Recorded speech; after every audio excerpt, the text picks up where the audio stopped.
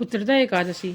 भगवान श्री कृष्ण बोले, हे युधिष्ठिर, श्रावण शुक्ल एकादशी का नाम पवित्र है, किंतु यह पुत्र प्राप्ति की इच्छा पूर्ण करने वाली होने के कारण इसका नाम पुत्रदा एकादशी रखा गया है और इसी नाम से बहुत प्रसिद्ध है। इस संबंध में एक पौराणिक कथा मैं तुमको सुनाता हूँ, जिसको एकाग्रचित होकर सुनो। प्राचीन काल की बात है।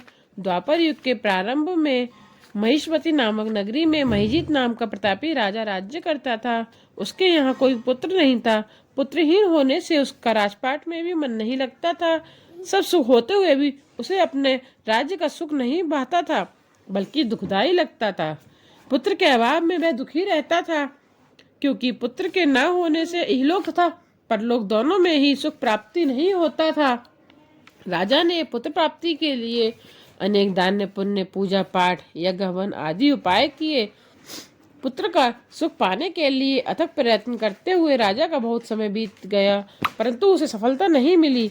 अपनी आयु वृद्धावस्था की ओर बढ़ते जाने के साथ साथ राजा और अधिक चिंतित रहने लगा। इसी तरह कुछ समय व्यतीत हो गया। एक दिन राजसभा में उसने अपने सभासदों, प्रजा के प्रतिनिधियों और विद्वान ब्राह्मणों की सभा बुलाकर कहने लगा, हे सज्जनों, मैं अपनी प्रजा का पुत्रवत पालन करता हूँ। मैंने जीवन में किसी भी प्रजाजन को अकारण दुखी नहीं किया है, अन्याय पूर्वक किसी से धन संपदा नहीं छीनी है। मैंने कभी किसी देवता तथा ब्राह्मणों का अपमान नहीं किया है। मैंने किसी की धनराशि या धरोहर भी नहीं छीनी है। धर्म से पृथ्वी पर अधिकार जमाया है तथा ऐसे दुष्टों को, जो बंधु और पुत्रों के समान ही क्यों न रहे हों, अपराध करने पर दंड दिया है। धर्मानुसार राजकाज चलाने पर भी मेरे कुल में पुत्रोत्पत्ति नहीं हुई, अतः मैं असीम दुख का अनुभव कर रहा हूँ। इसका क्या कारण है, मैं कुछ भी नहीं सोच पा रहा हूँ। अतः आप सबसे अनुरोध है कि इस पर विचार करें।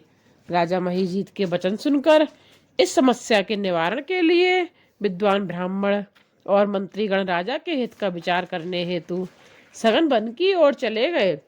राजा का कल्याण चाहने वालों वे सभी लोग जहां तहां ऋषि आश्रमों की खोज में लग गए।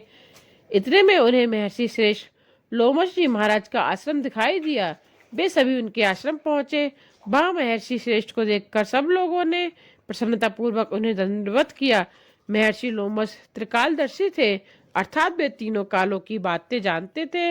उन्हें देखकर सब लोगों को बड़ा हर्ष हुआ। उन्हें निकट आया देख महर्षि लोमश ने पूछा, आप सब लोग किस लिए यहाँ आए हो? अपने आने का कारण बतलाइए। आप लोगों की समस्या के लिए जो हितकर समाधान और कार्य होगा, उसे मैं अपनी शक्ति सामर्थ्य से अवश्य पूरा करूंगा। इस प्रकार महर्षि ने उनके पूर्ण विश्वास दिलाया। महर्षि के ऐसे वचन सुनकर सब लोग प्रसन्न हुए। विद्वान ब्राह्मणों और मंत्रीगणों ने निवेदन किया, हे ब्राह्मण, आप अंतर्यामी हैं। आप हमारे यहाँ आने का प्रयोजन और दुख का कारण जानने में ब्रह्मा जी के समान समर्थ हैं और दिव्य दृष्टि रखते हैं। आप भी हमारे दुख का निवारण कर सकते हैं। इस समय राजा महिजीत बहुत दुखी है। उनके कोई पुत्र नहीं है। हम लोग उन्हीं की प्रजा हैं। उन्होंने पुत्र की भांति हमारा पालन किया है। उन्हें पुत्रहीन देखकर उनके दुख से दुखित हो हम तपस्या करने का दृढ़ निश्चय करके यहाँ आए हैं।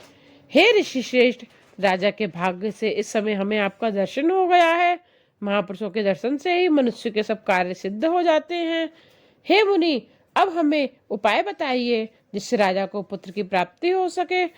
उनकी बात सुनकर महर्षि लोमश 2 घड़ी तक ध्यान मग्न हो गए। फिर राजा के पूर्व जन्म का वृतांत जानकर बोले, हे प्रजाजनों, आपका राजा महिजीत पूर्व जन्म में मनुष्यों को चूसने वाला धनहीन वैश्य था। वह गांव गांव घूमकर वस्तु बेचने का व्यापार किया करता था। एक दिन ज्येष्ठ मास के शुक्ल पक्ष में एकादशी को उसे कुछ भी खाने पीने को नहीं मिला, पानी भी नहीं मिला। द्वादशी के दिन दोपहर के समय तक भूखा प्यासा, जबकि सूर्य अधिक तप रहा था। धूप में वह गांव की सीमा में एक जलाशय पर पानी पीने पहुंचा। पानी से भरी हुई बावड़ी देखकर वैश्य ने वहां जल पीने का विचार किया। इतने ही में वहां बछड़े के साथ एक प्यासी गाय आ पहुंची। गाय भी प्यास से व्याकुल और ताप से पीड़ित थी, अतः बावड़ी में जाकर वह जल पीने लगी।